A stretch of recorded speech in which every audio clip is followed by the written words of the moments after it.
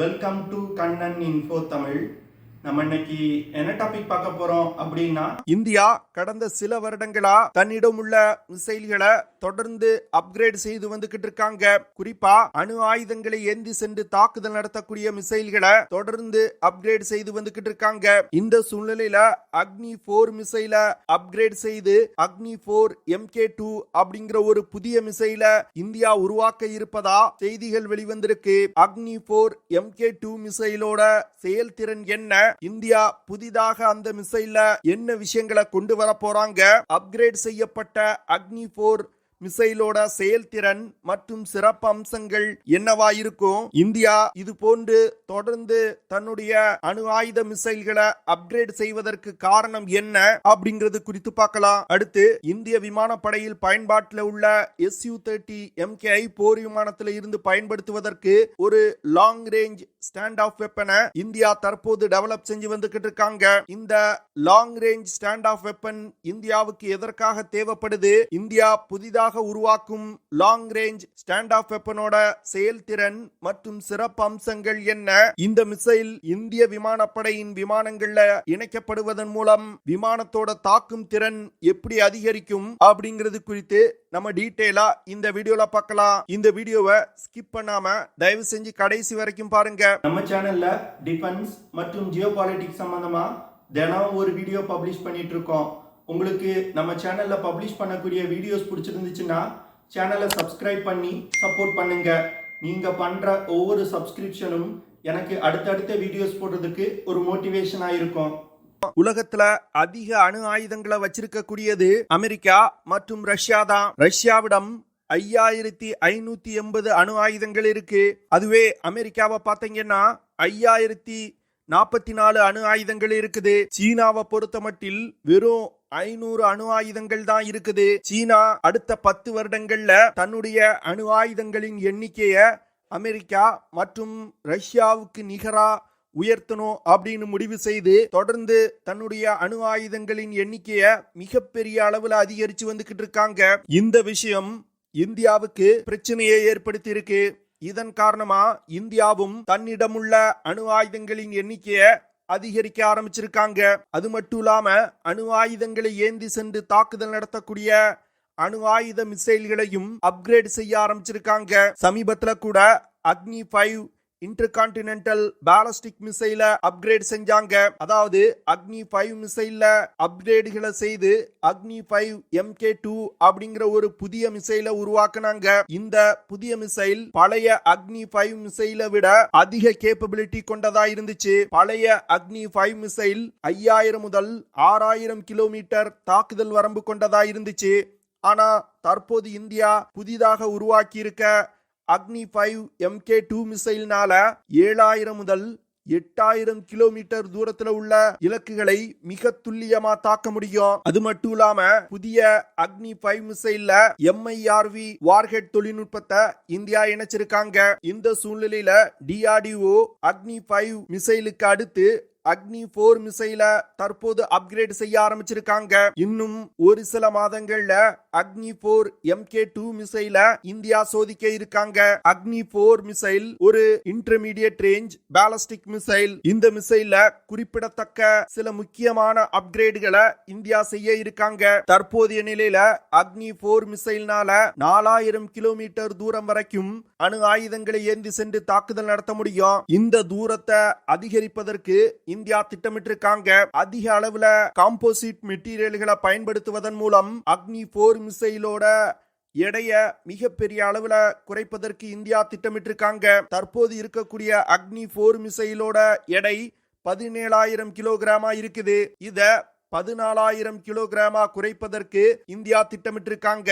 இப்படி அதிக காம்போசிட் மெட்டீரியல்களை பயன்படுத்தி மிசைலோட எடையை குறைப்பதன் மூலம் தாக்கும் தூரத்தை DRDO அதிகரிப்பதற்கு திட்டமிட்டிருக்காங்க. தற்போது 4000 கிலோமீட்டரா இருக்கக்கூடிய தாக்குதல் வரம்ப 5000 6000 கிலோமீட்டரா அதிகரிப்பதற்கு DRDO திட்டமிட்டிருக்காங்க.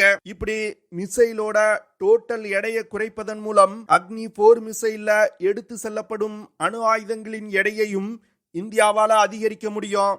அப்படி அணு ஆயுதங்களின் எடையை அதிகரிச்சோம்னா மிசைலோட டிஸ்ட்ரக்டிவ் பவர் மிகப்பெரிய அளவுல அதிகரிக்கும். 5000 முதல் 6000 கிலோமீட்டர் தாக்குதல் வரம்பா அக்னி 4 மிசைலோட ரேஞ்ச் இருந்துச்சுன்னா பெரும்பாலான சீன நகரங்களை அக்னி 4 மிசைலை பயன்படுத்தியே இந்தியாவால தாக்க முடியும். இது இந்தியாவுக்கு ஸ்ட்ராட்டஜிக்கலா ஒரு மிகப்பெரிய அட்வான்டேஜ் கொடுக்கும். அதாவது சீனா மீது தாக்குதல் நடத்துவதற்கு இந்தியாவிடம் 2 மிசைல்கள் இருக்கு அப்படிங்கிறது சீனாவுக்கு ஒரு மிகப்பெரிய அச்சத்தை ஏற்படுத்தும். இதுவரைக்கும் அக்னி 4 மிசைல 2011 இருந்து 2024 வரைக்கும் 9 முறை வெற்றிகரமா சோதனை செஞ்சிருக்காங்க. தற்போது இந்தியா புதிதாக சோதிக்கும் அக்னி 4 MK2 மிசைல் தான் இந்தியா உருவாக்கியதிலே அதிக சக்தி கொண்ட அக்னி 4 மிசைலா இருக்கும். அக்னி 4 மிசைல்னால கிட்டத்தட்ட 800 கிலோகிராம் எடை கொண்ட அணு ஆயுதங்களை ஏந்தி சென்று தாக்குதல் நடத்த முடியும். இந்த மிசைல்னால அதிகபட்சமா 900 கிலோமீட்டர் உயரத்துல பறக்க முடியும். அக்னி 4 மிசைல இலக்கை நோக்கி வழி நடத்துவதற்கு ring laser gyro inertial navigation system with redundant micro internal navigation மற்றும் டிஜிட்டல் கண்ட்ரோல் சிஸ்டம் இருக்குது. அக்னி 4 மிசைலோட circular error probability less than 100 metre. அதாவது இந்த மிசைல்கள் அணு ஆயுதங்களை ஏந்தி சென்று தாக்குதல் நடத்துறதுனால மிசைலோட அக்யூரசி ரொம்ப அதிகமா இருக்கணும்னு அவசியம் இல்ல. ஏன்னா 800 கிலோகிராம் எடை கொண்ட அணு ஆயுதங்கள் வெடிச்சதுன்னா அதோட டிஸ்ட்ரக்ஷன் பல 100 கிலோமீட்டர்களுக்கு இருக்கும். அக்னி 4 மிசைல டிரான்ஸ்போர்ட் எரக்டர் லான்ச்சர்கள்ல மவுண்ட் செஞ்சிருக்காங்க. அதனால இந்தியாவுடைய எந்த ஒரு பகுதிக்கும் இந்த மிசைல்களை சாலை மார்க்கமா எடுத்து செல்ல முடியும். அதே வேளையில இந்த மிசைல்களை ரயில் மார்க்கமாகவும் இந்தியாவுடைய எந்த ஒரு பகுதிக்கும் எடுத்து செல்ல முடியும். அக்னி 5 மிசைல்ல இணைக்கப்பட்டிருக்க MIRV வார்ஹெட் தொழில்நுட்பத்தையும் அக்னி 4 மிசைல்ல இணைப்பதற்கு இந்தியா திட்டமிட்டிருக்காங்க. MIRV வார்ஹெட் தொழில்நுட்பம் அப்படிங்கிறது multiple independently targetable reentry vehicle தொழில்நுட்பம் அப்படின்னு சொல்லுவாங்க. அதாவது ஒரே மிசைல்ல 10க்கும் மேற்பட்ட அணு ஆயுதங்களை ஏந்தி சென்று தாக்குதல் நடத்த முடியும். மிசைல் குறிப்பிட்ட தூரம் வரைக்கும் பறந்தவுடன் அக்னி 4 மிசைல்ல இருந்து அணு ஆயுதங்கள் பிரிந்து வெவ்வேறு தூரத்துல வெவ்வேறு திசைகள்ல இருக்கக்கூடிய டார்கெட்டுகள் மீது சென்று தாக்குதல் நடத்தும். அதாவது ஒரே மிசைல பயன்படுத்தி 10க்கும் மேற்பட்ட டார்கெட்டுகளை ஒரே நேரத்துல தாக்க முடியும். இது ஸ்ட்ராட்டஜிக்கலா இந்தியாவுடைய அணு ஆயுத தாக்கும் திறனுக்கு மிகப்பெரிய அட்வான்டேஜ் கொடுக்கும். இப்படி ஒரே நேரத்துல 10 இலக்குகள் மீது தாக்குதல் நடத்தும் பொழுது எதிரிகளின் ஏர் டிஃபென்ஸ் சிஸ்டத்தினால அக்னி 4 மிசைல தடுத்து நிறுத்தவே முடியாது. இதனால எதிரிகளோட நகரங்கள் இந்திய மிசைல்களால் கண்டிப்பா தாக்கி அளிக்கப்படும். இந்தியாவிடம் அக்னி 2 மற்றும் அக்னி 3 அப்படிங்கிற 2 அணு ஆயுத மிசைல்கள் இருக்கு. இந்த மிசைல்கள்னால குறைந்தபட்சமா 2500 இருந்து அதிகபட்சமா 4500 கிலோமீட்டர் தூரத்துல உள்ள இலக்குகளை தாக்க முடியும். இப்போ அக்னி 4 மிசைலோட ரேஞ்ச இந்தியா அதிகரிக்கிறதுனால இந்த மிசைல்களோட தாக்குதல் தூரத்தையும் இந்தியா அதிகரிக்க போறாங்க. இதன் மூலமா இந்தியாவிடம் அதிக தாக்குதல் வரம்பு கொண்ட அணு ஆயுத மிசைல்கள் அதிக அளவுல இந்திய படையில் இணைக்கப்படும். இதனால இந்திய ராணுவத்தோட அணு ஆயுத தாக்கும் திறன் மிகப்பெரிய அளவுல அதிகரிக்கும். இந்தியா நினைச்சாங்கன்னா ஆசியால இருக்கக்கூடிய எந்த ஒரு நாட்டின் மீதும் அணு ஆயுத தாக்குதல் நடத்த முடியும். அது மட்டும் இல்லாம ஐரோப்பா மற்றும் ஆப்பிரிக்கால இருக்கக்கூடிய சில பகுதிகளையும் இந்தியாவால தாக்க முடியும். இந்தியா தொடர்ந்து தன்னுடைய அணு ஆயுத தாக்குதல் மிசைல்களோட ரேஞ்ச அதிகரிப்பதனால வரும் காலத்துல உலகின் எந்த ஒரு பகுதியின் மீதும் இந்தியாவால அணு ஆயுத தாக்குதல் நடத்த முடியும் அப்படிங்கிற நிலை வரும். இந்த விஷயம் ஸ்ட்ராட்டஜிக்கலா இந்தியாவுக்கு மிகப்பெரிய அட்வான்டேஜ் கொடுக்கும். அடுத்து சமீபத்துல டிஃபென்ஸ் அக்யூசியேஷன் கவுன்சில் ஒரு லாங் ரேஞ்ச் ஸ்டாண்ட் ஆஃப் வெப்பனை டெவலப் செய்வதற்கு ஒப்புதல் கொடுத்திருக்காங்க. இந்திய விமானப்படையில் பயன்பாட்டில் உள்ள Su-30 MKI போர் விமானத்தில் இருந்து பயன்படுத்துவதற்கு இந்த லாங் ரேஞ்ச் ஸ்டாண்ட் ஆஃப் வெப்பன்கள் உருவாக்கப்பட உள்ளது. எதிரிகளோட ஏர் டிஃபென்ஸோட தாக்குதல் வரம்புக்குள் செல்லாமலே தொலை தூரத்தில் இருந்து கொண்டு எதிரிகளின் இலக்குகள் மீது தாக்குதல் நடத்துவதற்கு இந்த லாங் ரேஞ்ச் ஸ்டாண்ட் ஆஃப் வெப்பன்கள் பயன்படுத்தப்படும். இந்தியா Su-30 MKI போர் விமானங்களோட தாக்குதல் வரம்பை அதிகரிப்பதற்கு இது போன்ற லாங் ரேஞ்ச் ஸ்டாண்ட் ஆஃப் வெப்பன்களை இந்த விமானத்துல இணைப்பதற்கு திட்டமிட்டிருக்காங்க. புதிதாக உருவாக்கப்படும் long range stand off weapon ஒரு ஏர் லான்ச் க்ரூஸ் மிசைலா இந்தியா உருவாக்க போறாங்க. கிட்டத்தட்ட 1000 முதல் 1500 கிலோமீட்டர் தூரத்துல உள்ள இலக்குகளை தாக்கும் வகையில long range stand off weapon உருவாக்கப்பட உள்ளது. அது மட்டும் இல்லாம லாங் ரேஞ்ச் ஸ்டாண்ட் ஆஃப் வெப்பன்கள் சூப்பர்சானிக் வேகத்துல பறந்து சென்று இலக்குகளை தாக்கும் வகையில வடிவமைக்கப்பட உள்ளது. ஏற்கனவே இந்தியா ருத்ரம் சீரியஸ் ஆஃப் மிசைல்களை உருவாக்கி வந்துகிட்டு இருக்காங்க. இந்த புதிய லாங் ரேஞ்ச் ஸ்டாண்ட் ஆஃப் வெப்பனை ருத்ரம் ஃபேமிலி ஆஃப் மிசைல்களோடு இணைத்து உருவாக்குவதற்கு DRDO திட்டமிட்டிருக்காங்க. ருத்ரம் சீரியஸ் ஆஃப் மிசைல்கள்னால குறைந்தபட்சமா 150 கிலோமீட்டர்ல இருந்து அதிகபட்சமா 550 கிலோமீட்டர் தூரத்துல உள்ள இலக்குகளை தாக்க முடியும். ஆனா தற்போது இந்தியா புதிதாக உருவாக்கும் ருத்ரம் 4 மிசைல்னால 1000 முதல் 1500 கிலோமீட்டர் தூரத்துல உள்ள இலக்குகளை தாக்க முடியும். இது தற்போது உள்ள மிசைலை விட 3 மடங்கு அதிக தாக்குதல் தூரமா இருக்குது. ஏற்கனவே உள்ள ஒரு மிசைல் கட்டமைப்புல இணைத்து ருத்ரம் 4 மிசைல உருவாக்கும் பொழுது மிசைலோட டெவலப்மெண்ட் வேகமா நடக்கும் அப்படின்னு இந்தியா நினைக்கிறாங்க.